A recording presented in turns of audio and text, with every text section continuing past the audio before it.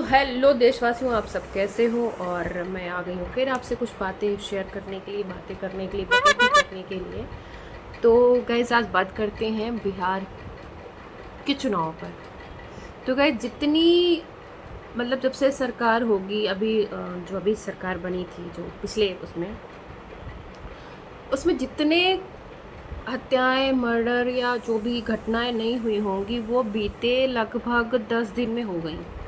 क्यों? क्योंकि उनको सुशासन को कुशासन दिखाना है ना। तो ये काम कौन करा सकता है? सरकार तो कराएगी नहीं, क्योंकि अपने प्रशासन को तो बदनाम नहीं करेगी सरकार। तो कौन करा रहा है? ये विपक्ष वाले करा रहे हैं। तो मतलब क्या वहाँ पर प्रशासन जो है वो इतना नाकाम है कि विपक्ष वहाँ पे रहते हुए इतने इतने काम करा लेता है? मतलब वो फिल्म का डायलॉग है ना कि सरकार किसी की हो और सिस्टम हमारा चलेगा।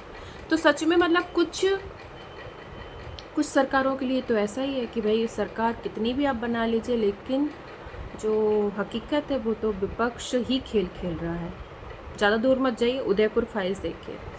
मतलब सामने मौजूद है, सब कुछ है, लेकिन रोक लग गई क्योंकि सिस्टम उनका है। आप कुछ भी कर लीजिए, सिस्टम उनका है।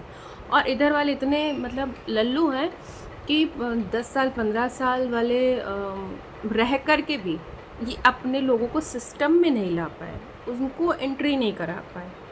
मतलब इनके हाथ में था कि ये अपने लोगों को सिस्टम में घुसेड़ सकते थे, लेकिन सिस्टम में नहीं ला पाए। क्यों? क्योंकि उसके बहुत सारे दांव पेच हैं। वो सभी को पता है क्या दांव पेच हैं कि अपने लोगों को नहीं घुसा पाए सिस्टम में। तो सिस्टम तो जाहिर सी बात है उनका ही चलेगा। 70 सालों से जो बैठे हुए हैं सिस्टम उनका चलेगा, या आप जो 10 साल के आए हैं उनका चल जाएगा। फिर जो 10 साल वाले आए हैं उनको भी लगता है कि हम कैसे कैसे करके हम बने रह सत्ता में, तब तो हम आगे कुछ कर पाएंगे। तो वो हर दांव पैतरे अपना रहे हैं कि हम सत्ता में बने रहें, बने रहें, बने रहें। तो उनको हर तरीके से मोह माया भंग करके, छोड़ करके और सारे पैतरे अपना करके सत्ता में बैठना है। तो थोड़ी बहुत चीज़ें गलत भी होती हैं, तो क्या ही कहा जाए, है ना। तो दोस्तों, जैसे कहते हैं ना कि बादल फट जाता है तो एक साथ पानी गिर जाता है, तो वैसे ही बिहार में जब चुनाव हो रहे हैं तो ऐसे ही अपराधों का ना बादल फट रहा है। हर 24 घंटे में 2-3 घटनाएं, 2-3 घटनाएं। मतलब सोचिए कि किस तरीके से वो प्लानिंग की जा रही होगी, कितना पैसा खर्च किया जा रहा होगा, कितना दिमाग दौड़ाया जा रहा हो, किसको मारो, इसको मारो, इसको मारो। और ये भी कि भाई कुछ नहीं होगा। और सीधी सी बात है, भारत के कानून पे सबको भरोसा है कि यहाँ कुछ भी कर लो, कुछ भी नहीं होगा, है ना। अभी एक घटना हुई है, असम में हुई है शायद। एक रेपिस्ट को लोगों ने थाने से, मतलब उससे थाने से, पुलिस चौकी से खींच करके मार डाला।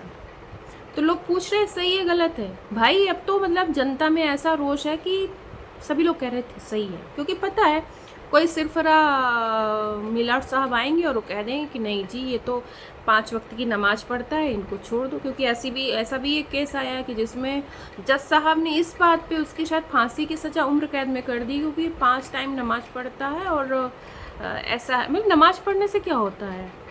नमाज पढ़ने से क्या होता है? नमाज पढ़ लिया तो उसका जो अपराध है वो कम हो गया।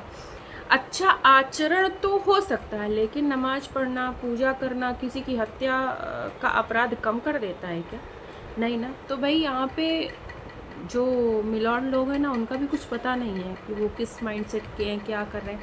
तो लोगों को रोष होगा तो वो ऐसे ही खींच खींच के मारेंगे, और ऐसे ही मारना चाहिए। जैसे वो 2 हत्यारे उदयपुर वाले घूम रहे हैं, तो क्या है, किसने छूट दी है? सारे, मतलब मैं कहती हूँ कुछ भी किसी के सामने कोई भी सबूत दे दो, जब आपके मतलब वो वीडियो मौजूद है, तो कैसे कोई छोड़ सकता है उनको? कोई भी आलतू फालतू का कोई भी सबूत दे करके उनके लिए ये कहा जाए कि उनको छोड़ दिया जाए, लेकिन नहीं छूटना चाहिए, लेकिन छूटे हैं।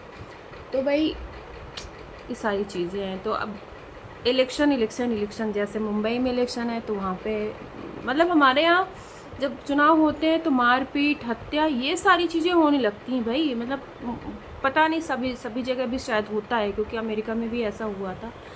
तो मतलब ये हालात बड़े बेकार हैं कि चुनाव हो तो, और मुद्दे नहीं, अब तो मारम मार में लोग आ गए हैं कि रहो या मतलब रास्ते से साफ़ कर दो।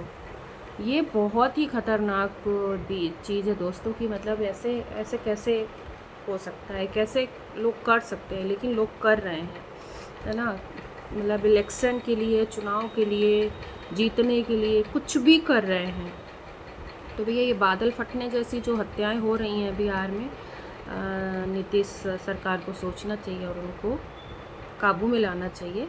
ऐसा कि उनका शासन है, विरोधियों का शासन नहीं है, जो वो जो चाह रहे हैं वो करा रहे हैं। और अभी तो फ़िलहाल ऐसा ही हो रहा है कि वो जो चाह रहे हैं वही करा रहे हैं। तो गाइज़ आज इतनी ही बातें, मिलेंगे कल नए ब्लॉग में नई बातों के साथ, नई चर्चा के साथ।